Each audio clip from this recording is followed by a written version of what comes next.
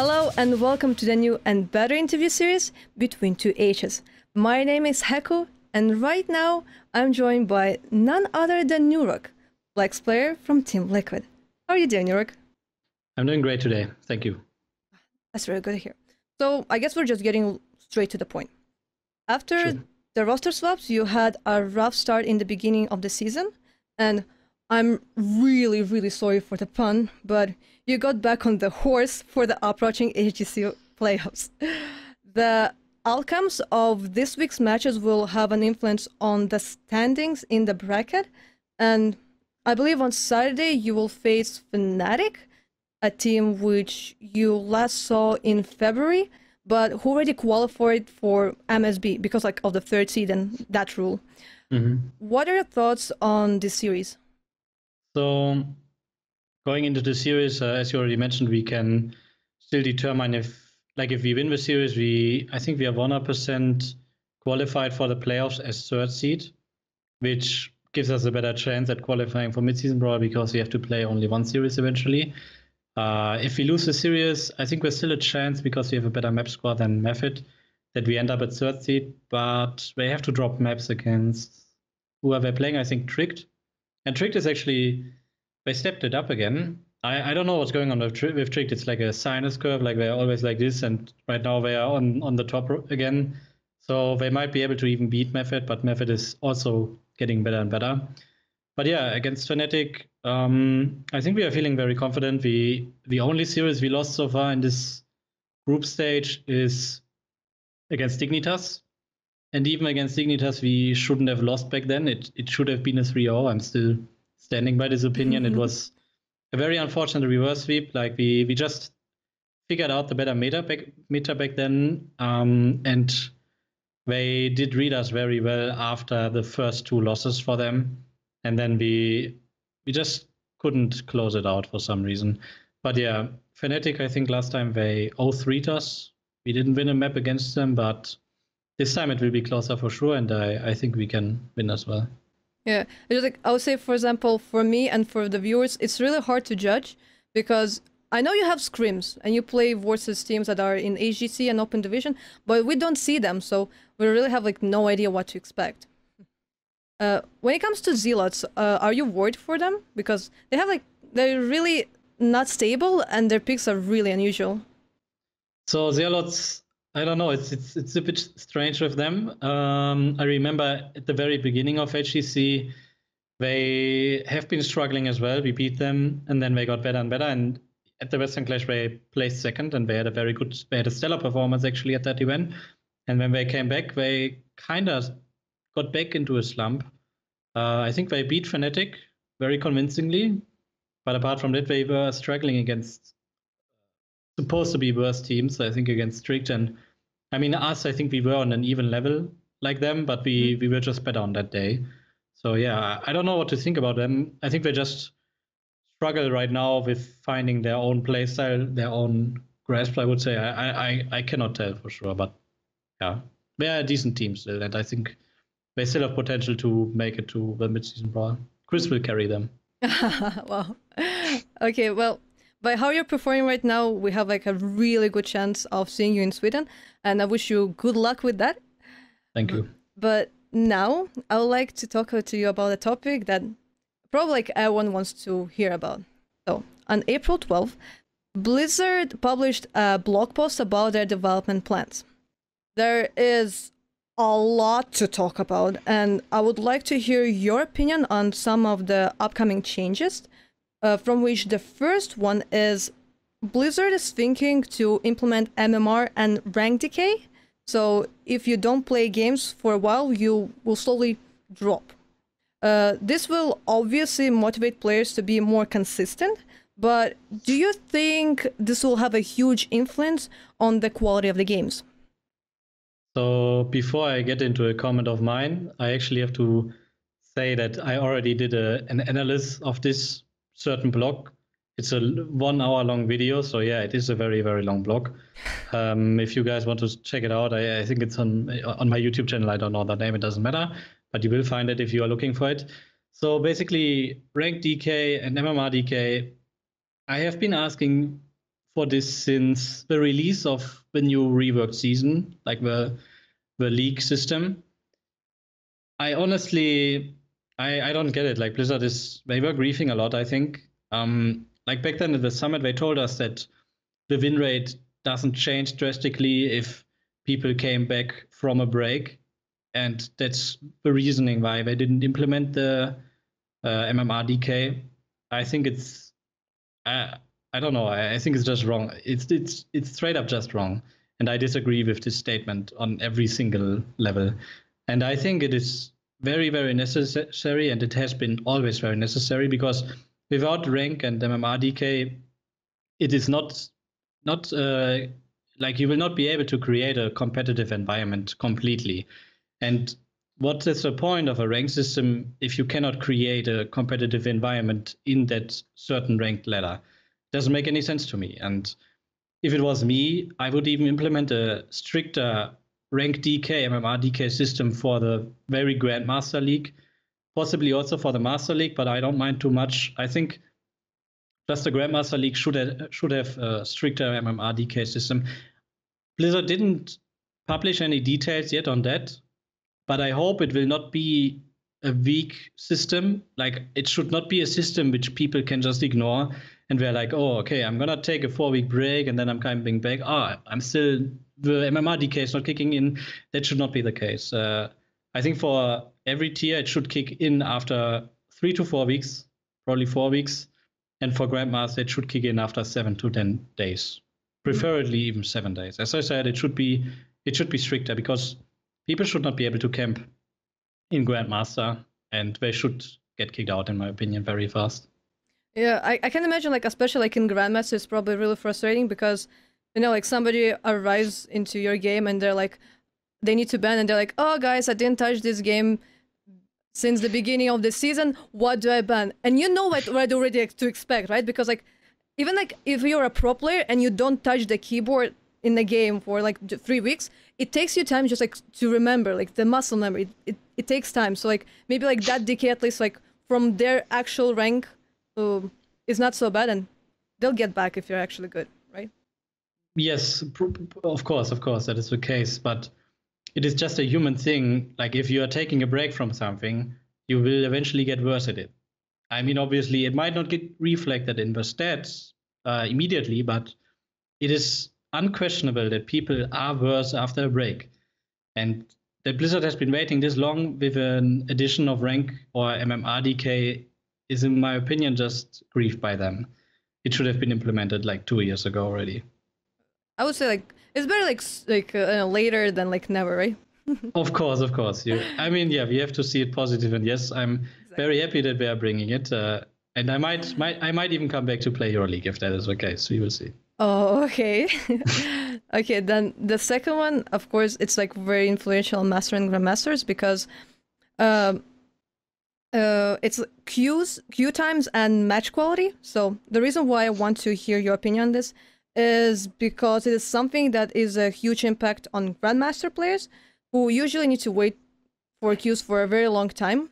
And when you actually get a balanced game, you try to rush back into it, because if you miss it, you have not such a good chance of getting like a nice game, because like there's a limit on good players. So do you think what is like more important, to maybe wait way longer and get like a balanced game, or to wait less and just play more games, even when it comes to Hero League? So the statement Blizzard made in the blog is a very vague statement, and you cannot really read out the details, what is exactly going on or what is on their minds. Like how the system is working right now, after 10 minutes, all rules are getting loose and you will be matched immediately with people within the next 60 seconds. Mm-hmm.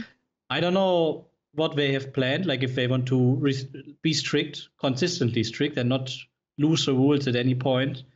Yeah, we would probably wait for 15 to 30 minutes for a game. But to be honest, I would take that trade as a Grandmaster player and as a pro player if it guarantees that the match quality is actually good. But there's still the issue that not everyone at Grandmaster is certainly skilled at the game. Let it be knowledge-wise or let it be mechanic-wise. Like some people got up there because they were a bit lucky, or they were just good mechanically, or they were one-trick ponying one certain hero. Like there are a lot of ways to actually get into Grandmaster and Heroes of the Storm.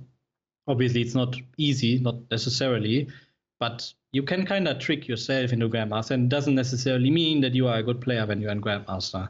So if Blizzard manages to raise the skill level overall of Heroes of the Storm, because right now it is still a mess and people are not, like, they are average, I would say. Like if the Grandmaster level rises, then I would say I would take the trade. I will wait 20 to 30 minutes, maybe even longer, for a high quality match game with only Grandmasters, and everyone understands what he's doing and so on. That's what I would take.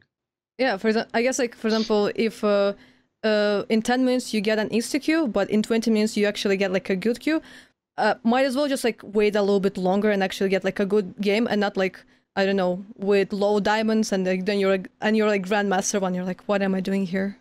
Yeah. Yeah. Like to follow it up a bit, like what Blizzard could do in Battlerite, they have a checkbox that you can decide by yourself if you want to have strict matchmaking or not. Like people choose by themselves if they want to have it or not.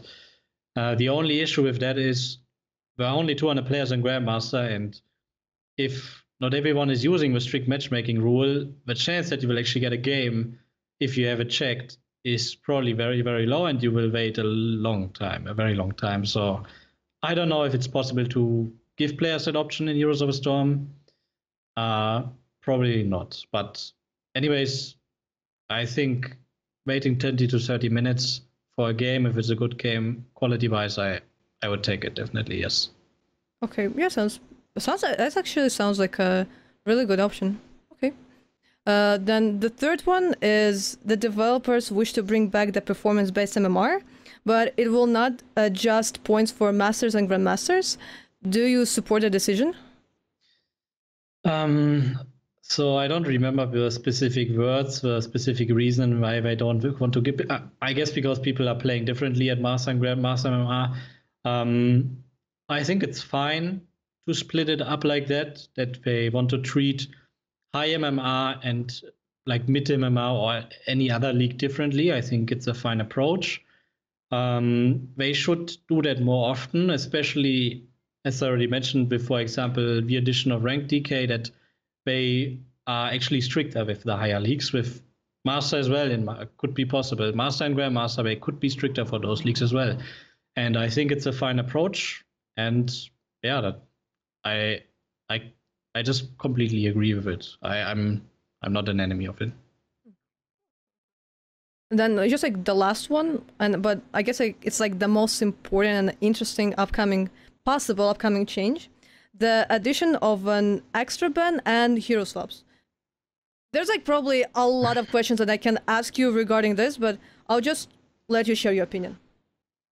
So, I was talking about this, I think, the longest on my video, I think like 10 or 15 minutes. So let's start with hero swaps. I think it's also a bit griefy by Blizzard that they are that hesitant to add hero swap feature for players. I think sometimes I have a feeling that they are like very careful how to treat the HOTS community, because maybe they think that they are all casuals and no one understands how to play a game. I honestly sometimes feel like that, and I don't like it too much, because sometimes I feel like that is holding them back to make more drastic changes, which could actually improve the game. For example, the MMR DK thing. I think it was holding them back because it hurts the casual player base. Like, people will feel enforced to play games, and some people might not like that and might just quit completely the game. But yeah, regarding hero swaps, I don't get the reasoning that it adds a lot of complexity and draft time and stuff like that. I think it's just straight up wrong as well, because you could cut, like right now how it is, the first ban is 60 seconds and the second ban is 30 seconds from team B. Like, so team A, 60 seconds, and yeah, you get it. They could just cut the first ban by 30 seconds. So it's 30 seconds for both teams immediately. And when you can implement 20 seconds prior to before the ban begins and let people. No, wait, what am I saying? Never mind. I take it back. Not prior, not before the actual draft phase, but after. Like how it is right now in custom games. When the draft is finished, we have like 20 seconds to swap with players and do our thing. And they could take 20 seconds, 15 seconds are probably enough as well to give players the option to swap with other players. And it is very reasonable. It doesn't add any. It adds a very simple level of complexity. It's super simple to understand, and I don't know why Blizzard is saying it's very complex. And what I understand, it adds a bit of toxicity. There is potential for toxicity, but I've been playing a lot of, not a lot of League, but I'm playing League casually in the last few days, and honestly, usually hero swaps only happen with the first or second pick. And it's very easy to communicate. Even League doesn't have fucking voice chat. And Heroes of the Storm has voice chat and has a text chat. So I honestly think it should be fairly easy to implement such a feature. Obviously, if they implement it, there needs to be a request. Like if you want to trade with a player, he should send you a request. And if he does that, you can confirm or deny it. You should not be able to trade with players how you want. Yeah. I mean, yeah, of course. That's how that's custom games right now, right? Like you just click. Yeah, exactly. Oh. Yes, exactly. I mean, no, yeah, I'm playing that. No, I'm playing that. Like to the last seconds. Yeah, that's not how it should work, of course. And I don't think that Blizzard is considering that they are thinking about. Maybe they are not thinking about the request function. I have no idea what is going on. But yeah, I just think that it's fairly simple to implement such a feature, and it's also not.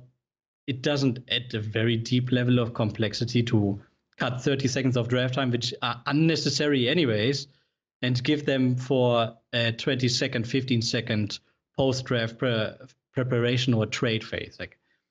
Shouldn't be a big deal in my opinion. So regarding the third ban, we gave them feedback a while ago that we wanted a third ban. I'm happy that they implement a third ban finally. It is very, very necessary, I think. But I'm a bit disappointed that it's not at the beginning of the draft. And they also mentioned in their blog, if I remember correctly, that they want to give people the option to shut down new broken heroes with the additional ban, that it doesn't hurt them too much. But this argument doesn't make sense to me because the additional ban is not at the beginning. It's in the mid phase. And of course, it hurts if you still have to ban a broken hero as your only ban at the beginning of a draft phase. It doesn't change that you have an additional ban at the mid phase. So I would be fine with having another ban mid phase and not at the beginning if they change the pick order slightly. I think right now the second pick team has a slight disadvantage with building a core. If you're a first pick team, you have 3 picks before the second ban phase, and if you're a second pick team, you have only 2. Well, of course, upsides of that as well. You are kind of hiding your picks, so you can go for a neutral 2 first picks, like tank and support, and then you can pull something out of your exactly, and you can surprise the enemy by doing that. But I don't like it. I think you are usually at a disadvantage as a second pick draft team, and I think they should just give both teams a chance to pick 3 heroes before the second ban phase, and then I would be completely fine with a third with an additional ban mid phase instead of a beginning. So how it should work is Team A picks 1 hero, Team B picks 2 heroes, Team A picks 2 heroes, and then Team B has another hero to pick, and then the second draft ban phase begins. That's how it should work, in my opinion. And yeah, I think Chris tweeted something like this as well, if I remember correctly. I retweeted it. We were kind of memeing Blizzard a bit, but yeah, I don't know. I think the majority of the pro player base gave them the feedback that they should implement a third ban in the beginning of a draft phase and not mid phase. I am quite convinced on that part, but they are doing their own thing. I don't know. I think that with this blog post, they got a lot of feedback, and I'm sure that there's somebody who is just collecting all the data, and then they'll analyze it, see what people actually want, and eventually put into the game the way how people actually want it. At least I hope so. Let's hope on that. I mean, yeah, being optimistic doesn't hurt, I would say. Okay, then I'm actually out of questions for now. So thanks a lot for accepting the invitation for the interview. I can't wait to see your series versus Fnatic. Hopefully you'll perform really good. It would be nice. And do you have any shout outs to family, friends, fans, or sponsors? So a huge shout out to everyone who is watching this interview. Like, it's probably interesting for the people who are following Team Liquid to get some insight on our internal stuff and my opinion, or I would say I represent kind of the opinion of the whole team. I would say maybe not. Like, Spender usually disagrees with me, but Aaro usually agrees with me. So some people I agree. So yeah, shout out to you people out there. Shout out to everyone who is cheering for Team Liquid. And we are continuing to do our very best. I hope we can qualify for a mid-season brawl, but it will not be easy. For sure, it will not. Like, right now, we cannot predict who we are going to face in the playoffs. Obviously, the seeding is also not determined yet, but we will see. And a shout out to my girlfriend, Anastasia. If you guys want to see more of her artwork, you can follow her on Instagram @BrainEverest. And if you want to see more of me, you can follow me on Twitter @LiquidNurok. Thank you very much.